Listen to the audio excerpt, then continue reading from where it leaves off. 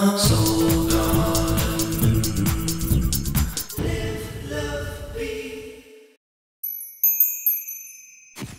Welcome back, Your Honor, and welcome now to Thursday. Well, partly cloudy, chance of storms today, Libra. That's because the moon in your opposite sign is setting up some conflict. Whenever it's in your opposite sign, there's potential for that.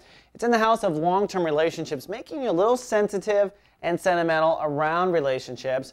But really in the background, the moon is trining into Pluto, the planet of regeneration, the recycling can of the solar system, and literally death. Now, Pluto has been in the house of thinking and communication for you Librans since 1996. It's a long transit. When Pluto hits an area of your life, it means your soul was frankly stupid at that part of life, and Pluto has made certain that you are brought up to speed with everyone else. So it's the tutoring, so to speak. Now, Pluto has said to Librans since 96, y'all are not processing or approaching intellectually the correct way. So Pluto has been slowly forcing you to think differently.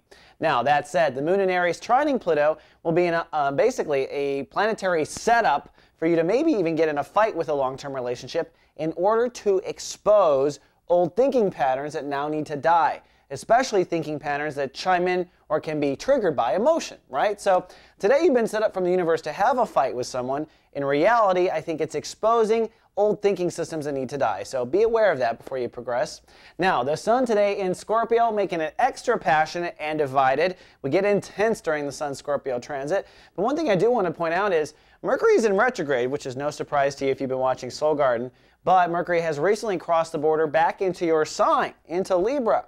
What that means is as the sun progresses through Scorpio and says to Librans, reevaluate your value and how much you think you're worth, Mercury in retrograde says, also at the same time, Libra, rethink ego, which means rethink defense mechanisms. Mercury retrograde is always us rethinking, reprocessing.